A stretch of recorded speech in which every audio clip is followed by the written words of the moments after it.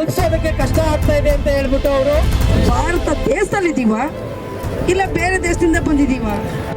ಇವತ್ತು ಈ ಕಟ್ಟೆ, ನಿಮ್ಮ ಕಿಚ್ಚೇನ ಕಟ್ಟೆ ಹೊಡೆದಿದೆಯಲ್ಲ, ಅವ್ರ ವಂಶವನ್ನ ಸುಮ್ಮನೆ ಬಿಡುದಿಲ್ಲ. ಪ್ರಕಾಶ್ ಅವರು ಹೇಳಿದಾಗೆ ಅವ್ರ ವಂಶ ನಿರ್ವಂಶ ಆಗ್ತದೆ. ನಮ್ಮನ್ನ ಬೀದಿಲಿ ಕುಣಿಸೋ ಮಹಿಳೆಯರಂದೆ, ಮಕ್ಕಳಂದೆ ನೋಡಿ, ಆ ತಾಯಿ ಮಗು ಎತ್ಕೊಂಡು ಬಂದು ಬಿಸಿಲು ಕೂತಿದ್ದಾರೆ. ಕನಿಕರಣ ಇಲ್ವಾ ಈ ಡಿಸಿಗೆ? ಕಾನೂನಿನ ಚೌಕಟ್ಟಿನ ನಡೆಯುವಂತಹ ಯಾವುದೇ ಹೋರಾಟ ಇದ್ರೂ ಸಹ ನಮ್ಮ ಕನ್ನಡಿಗರ ವಿಜಯ ಸೇನೆ ರೈತರ ಜೊತೆಗಿರ್ತದೆ. ಈ ಸಂದರ್ಭದಲ್ಲಿ ನನ್ನ ಪ್ರಶ್ನೆ ಇಷ್ಟೇ, ಮೊನ್ನೆ ಜಿಲ್ಲಾಧಿಕಾರಿಗಳಿಗೆ ಹಾಗೂ ಸರ್ಕಾರಕ್ಕೆ, ಇವತ್ತು ರೈತರು ಯಾವ ಕಾರಣಕ್ಕಾಗಿ ಇವತ್ತು ಬಿಸಿಲು ಬೇಗೆನ ಲೆಕ್ಕಿಸದೆ ಇವತ್ತು ಹೋರಾಟವನ್ನು ಮಾಡ್ತಿದ್ದಾರೆ ಅನ್ನುವಂಥದ್ದನ್ನ ಜಿಲ್ಲಾಧಿಕಾರಿಗಳು ಅರ್ಥ ಮಾಡ್ಕೊಂಡ್ರೆ ಬಹುಶಃ ಈ ಒಂದು ಕಷ್ಟಕರವಾದಂತಹ ಪರಿಸ್ಥಿತಿನೆಲ್ಲ ರೈತರು ಬರ್ತಾ ಇರಲಿಲ್ಲ. ಯಾವ ಕಾರಣಕ್ಕಾಗಿ ಇವತ್ತು ರೈತರು ನನ್ನ ಕಚೇರಿ ಮುಂದೆ ನಿಂತ್ಕೊಂಡು ಹೋರಾಟವನ್ನು ಮಾಡ್ತಾ ಇದ್ದಾರೆ, ರೈತರಿಗೆ ನಾನು ಏನು ಮಾಡಬಹುದು ಎನ್ನುವಂಥದ್ದನ್ನ ತಾವು ಕಲಿತಂತಹ IAS ಪಾಠದಲ್ಲಿ ತಾವು ಅದನ್ನ ವಿಭಜಿಸಿಕೊಂಡಿದ್ರೆ ಇವತ್ತು ರೈತರು ಬೀದಿಗಿಳಿದು ಹೋರಾಟ ಮಾಡುವಂತಹ ಪರಿಸ್ಥಿತಿ ನಿರ್ಮಾಣ ಆಗ್ತದೆ. ನಮ್ಗೆ ಅರ್ಥ ಆಗ್ತದೆ, ರಾಜ್ಯ ಸರ್ಕಾರದ ಕೈಗೊಂಬೆಗಳಾಗಿ ತಾವು ಆದೇಶವನ್ನ ಪಾಲನೆ ಮಾಡ್ತಾ ಇದ್ರಿ, ಅದಕ್ಕೆ ನಮ್ಮ ಅಭ್ಯಂತರವಿಲ್ಲ. ಆದ್ರೆ ಉಳುವ ಭೂಮಿಯನ್ನ ಕಿತ್ಕೊಂಡು ಯಾರದ್ದೋ ಪರಬಾರಿಗಾಗಿ ತಾವು ಕೆಲಸ ಮಾಡ್ತಿರ್ತಕ್ಕಂಥದ್ದನ್ನ ರೈತರು ಖಂಡಿಸೋದ್ರಲ್ಲಿ ತಪ್ಪೇನಿದೆ? 140 ಸೆಕ್ಷನ್ ಅನಿವಾರ್ಯಕ್ಕೆ ಮಾತ್ರ, ಶಾಶ್ವತವಾಗಿರಬಾರ್ದು ಇದನ್ನ ಹೇಳಿದೆ. ಮತ್ತೆ ತುರ್ತು ಪರಿಸ್ಥಿತಿಗೆ ಮಾತ್ರ ಇರಬೇಕು. ಮೂಲಭೂತ ಹಕ್ಕುಗಳು ಏನಿದೆ ಅದರಲ್ಲಿ ಒಂದು ಪ್ರಶ್ನಿಸುವಂತ ಹಕ್ಕು, ಪ್ರತಿಭಟನೆ ಮಾಡುವಂತ ಹಕ್ಕು, ಇದನ್ನ ಯಾವುದೇ ಕಾರಣಕ್ಕೂ ಕೂಡ ಸ್ಥಗಿತಗೊಳಿಸಲಾಗದು.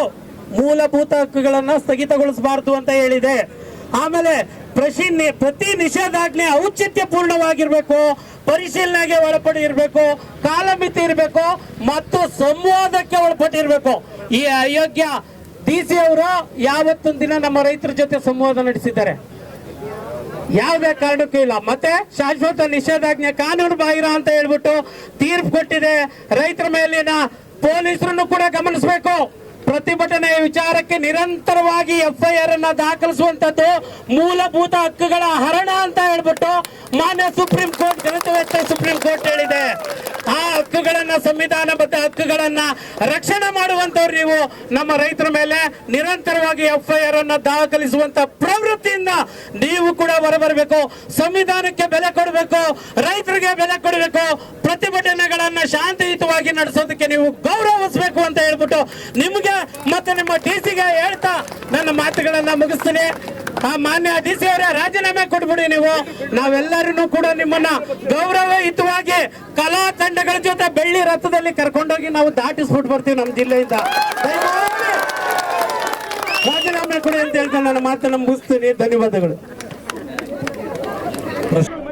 ಇವತ್ತು ಏನು ಈ ಬಿಡದಿ ಬೈರಮಂಗಲ ಭಾಗ, ಆನೇಕಲ್ ಭಾಗದಲ್ಲಿ ಸಾವಿರಾರು ಎಕರೆ ಭೂಮಿಯನ್ನ ಕಿತ್ಕೊಂಡು KEDB ನೆಪದಲ್ಲಿ ಮತ್ತೆ AICT ನೆಪದಲ್ಲಿ ಜನರನ್ನ ಬೀದಿಗೆ ತಳ್ಳಿರುವಂತ ಈ ಸರ್ಕಾರದ ನಡೆಯನ್ನ ಮತ್ತೆ ಈ ಜಿಲ್ಲಾಧಿಕಾರಿಗಳ ರೈತ ವಿರೋಧಿ ಧೋರಣೆಯನ್ನ ಖಂಡಿಸಿ ಜಿಲ್ಲಾಧಿಕಾರಿ ಹಟಾವೋ ರೈತ ಬಚಾವೋ ಅಂತಕ್ಕಂಥ ಚಳುವಳಿಯನ್ನ ಕರ್ನಾಟಕ ರಾಜ್ಯ ರೈತ ಸಂಘದ ನೇತೃತ್ವದಲ್ಲಿ ಎಲ್ಲ ಕನ್ನಡ ಪರ ಸಂಘಟನೆಗಳು, ದಲಿತ ಪರ ಸಂಘಟನೆಗಳು, ಪ್ರಗತಿಪರ ಸಂಘಟನೆಗಳ ಒಕ್ಕೂಡಿಕೊಂಡು ಇವತ್ತು ಹೋರಾಟವನ್ನು ಮಾಡಿದ್ದೇವೆ. ತಾವೇ ಮಾಧ್ಯಮದವ್ರು ನೋಡ್ತಿದ್ದೀರಿ, ಸಾವಿರಾರು ಜನ ರೈತರು ಈ ಬಿಸಿಲಿನಲ್ಲಿ ಮೆರವಣಿಗೆ ಮೂಲಕ ನಾವೆಲ್ಲರೂ ಕೂಡ ಬಂದು ಈ ಜಿಲ್ಲಾಧಿಕಾರಿಗಳಿಗೆ ಕರ್ಟಸಿಗಾದ್ರೂ ಕೂಡ ಬಂದು ರೈತರನ್ನ ಮಾತಾಡಿಸುವಂತ ಒಂದು ಯೋಗ್ಯತೆ ಇಲ್ಲ. ಮತ್ತೆ ಈ ಜಿಲ್ಲಾಧಿಕಾರಿ ತಪ್ಪಿಸದ ಸ್ಥಾನದಲ್ಲಿ ನಿಂತಿರ್ತಕ್ಕಂಥವ್ರು ಇಲ್ಲಿ ಬಂದು ಮುಖ ತೋರಿಸಿ ಈ ಮಹಿಳೆಯರ ಮೇಲೆಲ್ಲ ಕೇಸ್ ಹಾಕ್ಸಿರುವಂಥದ್ದು, ನಮ್ಮಲ್ಲೆಲ್ಲ ಒಂದು 5-6 ಸುಳ್ಳು ಕೇಸ್ಗಳನ್ನೆಲ್ಲ ಹಾಕ್ಸಿದ್ದಾರೆ. ಯೋಗ್ಯತೆ ಇಲ್ಲ ಈ ಜಿಲ್ಲಾಧಿಕಾರಿಗಳಿಗೆ. ಈ ಜಿಲ್ಲಾಧಿಕಾರಿ ನೋಡಿ, 2 ವರ್ಷದ ಹಿಂದೆ 9,600 ಎಕರೆ ಬಿಡದಿ ಭಾಗದಲ್ಲಿ ಫಲವತ್ತಾದ ಜಮೀನಿದೆ, ಅದರಲ್ಲಿ 2,600 ಎಕರೆ ಸರ್ಕಾರಿ ಭೂಮಿ ಇದೆ ಅಂತೇಳಿ ಘೋಷಣೆ ಮಾಡ್ಕೋತಾರೆ. ಇವತ್ತು ಅದು 720 ಎಕರೆ ಬಂದು ನಿಂತಿದೆ ಅಂದ್ರೆ ಮಿಕ್ಕ 1,880 ಎಕರೆ ಯಾರ ಪಾಲಾಯಿತು? ನೀವು ತಿಳ್ಕೊಳ್ಳಿ, ಜನರು ಸಾರ್ವಜನಿಕರು ತಿಳ್ಕೋಬೇಕು. ಒಳಗಡೆನೆ ರಾಜಕೀಯ ಪಿತೂರುಗಳಿಗೆ, ರಾಜಕೀಯ ಹಿಂಬಾಲಕರಿಗೆ, DC ಸಂಬಂಧಿಕರಿಗೆ, DC ಬೇಕಾದವರಿಗೆ, ಯಾರ್ಯಾರಿಗೋ ಏನೇನೋ ಅದನ್ನ ನೀವು ಬಂದು ಸ್ಪಷ್ಟೀಕರಣ ಕೊಡಿ, ದಾಖಲೆ ಒದಗಿಸಿ, ಶ್ವೇತಪತ್ರ ಹೊಡಿಸಿ ಅಂತ ನಾವು ಹೋರಾಟದ ಮೂಲಕ ಕೇಳ್ತಿದ್ದೀವಿ. ಈ ಜಿಲ್ಲಾಧಿಕಾರಿಗಳು ಬರ್ತಾ ಇಲ್ಲ. ನಮ್ಮ ಹೋರಾಟನೂ ಕೂಡ ನಿಲ್ಲೋದಿಲ್ಲ. ಶಾಂತಿಯುತವಾದಂಥ ಹೋರಾಟವನ್ನು ನಡೆಸ್ತಾ ಇದ್ದೇವೆ. ಇನ್ನು ಮುಂದಿನ ದಿನಗಳಲ್ಲೂ ಕೂಡ ನಾವು ಈ ಹೋರಾಟವನ್ನ ರಾಜ್ಯ ಮಟ್ಟಕ್ಕೆ ತಗೊಂಡು ಹೋಗ್ತೀವಿ.